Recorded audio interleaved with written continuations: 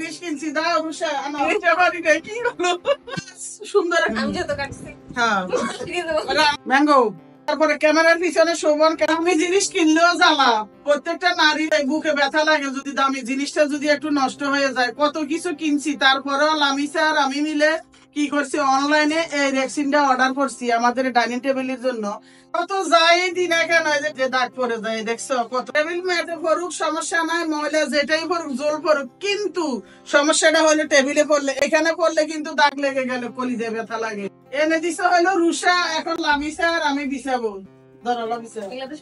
ওগুলা তো সরাইতে হইব ও মা এটা তো টাইট হয়ে গেছে এটার মাথায় তেল দিতে হবে নাইলে গাল বাঁকা হয়ে গেছে এই যে সুন্দর না দেখো তো তোমরা এটার ফাইনাল লুক দেখো তো কেমন লাগতেছে বোঝা যায় না একদম ট্রান্সপারেন্ট কিন্তু এটা হচ্ছে নরমাল রেক্সিন আর কি আর কিছু না এটা যে একটা ফুলালা ইয়ের ভিতরে উপরে আবরণের মতো দেয় তার পাশে কিন্তু একটু এইভাবে ইয়ে লাগাইছে এটা একটা পাইপিং না লাগাইছে পাইপিং লাগাইছে এটুকুই আর কিছু না ঠিক না হ্যাঁ নরমাল হইলো টেবিলে দাগ পড়লে কষ্ট লাগে এটাই হলো মেন কথা আম কতটি আনে ফ্রিজ ভরে রেখে দিছি এখনো এগুলা খাইও নাই ইয়ার লামিসে একটা ইয়া নসেনি তারপরে দেখো আমার হাতের দই এটা আমার নিজের হাতে বানানো হার্বাল তেল 30টি প্রাকৃতিক উপাদান দিয়ে আমার নিজের হাতে বানায় যাদের চুল পরে যায় যাদের চুল সিল্কি না যাদের চুল লম্বা হয় না যাদের চুলের গোড়ায় খুশকি না যাদের চুলে খুশকি আছে কয়টা বলবো সব ধরনের সমস্যার সমাধান নিয়ে চলে আসছে আমি যারা অর্ডার করেন এক্ষুনি অর্ডার করে ফেলতে পারি স্ক্রিনে সবার নাম্বার দেওয়া আছে অথবা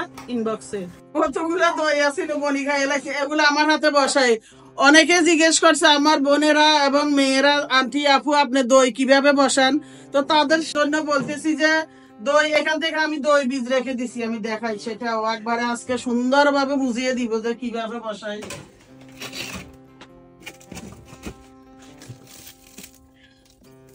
ওরে আল্লাহ কই এই তো এইখান থেকে একটু দই বীজ নিয়ে আমি রেখে দিছি তো 2 লিটার ইয়ার কি দুধ আনি আনার পরে আমি ভালোভাবে জাল করি ঘন করে এতটা ঘন করি না কয়েক উতলানি দিই দেওয়ার পরে ঠান্ডা করি তারপরে এটার মধ্যে ঢেলে এই দই বীজটা আমি একটু নর্মাল পানিতে ভিজিয়ে সত্যটা যখন নর্মাল হয়ে যায় তখন এর মধ্যে ঢেলে দিই লাড়াচাড়া করে এক পাশে ডেকে বসাই দিই বাস সুন্দর একটা দই হয়ে যায় সেম ভাবে মিষ্টি দইও বসানো যায় সেম প্রসেস মানে সেম প্রসেস শুধু মিষ্টি দইয়ের বেলা হলো একটু ইয়া করতে হয় এটা চিনিকে একটু ক্যারামেল করতে হয় কালারের জন্য আর একটু পরিমাণ মতো মিষ্টি বা চিনি অ্যাড করতে হয় এটুকুই আর বেশি কিছু না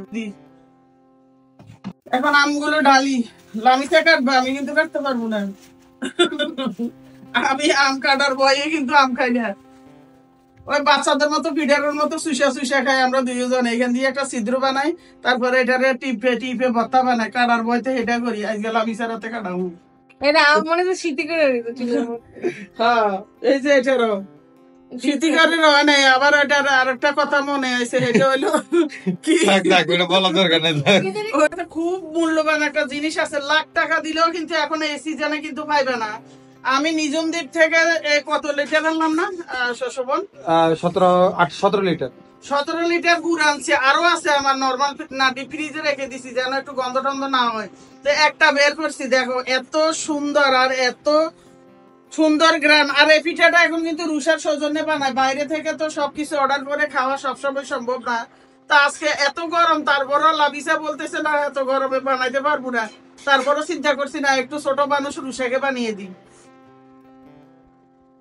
এগুলো দিয়ে দিছি ময়দা আমার কাছে সবসময় ময়দার পিঠাটাই বেশি ভালো লাগে চাউলের গুঁড়ার পিঠা কেমন জানি একটু গাড়তারা শক্ত হয়ে থাকে এটা ভালো লাগে না 2টা ডিম দিয়ে দিছি আর গুড় আর এই লবণ দিয়ে দিছি এইটাই আম কাটছে গৃহিণী আম কাটছে আর আমি আম কাটছি আমটা একটু বেশি মজা ঠিক না আমি যত কাটছি হ্যাঁ আম রান্না করছে এই জন্য বেশি মজা হয়েছে আম রান্না করছে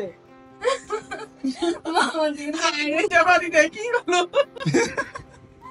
আমি টাকা দিচ্ছি ওর দিকে কি করলো খুবই সহজের মধ্যে একটা রেসিপি পিঠা এনার্জি কম থাকলে এটা বানিয়ে খাওয়াই দিতে পারো এবং পোলাপানেরও বাচ্চা কাচ্চারাও খাওয়াই দিতে পারো খুব সহজ আর আমি একটা জিনিস করছি কি দেখো এটা অনেকের কাজে লাগতে পারে এই যে সৌভিন্যা যা করে সৌভিন্যা হলো বিএফসি তারপরে আর কি কেএফসি যত কিছু অর্ডার করে তো এই পটগুলার আমি ফালাই না, ডাকনাটা ছিদ্র ছিদ্র থাকে, ডাকনা দিয়ে কোনো কাজে লাগে না, কিছু রাখলে ওই ছিদ্র দিয়ে বাতাস লাগে, নষ্ট হয়ে যায়।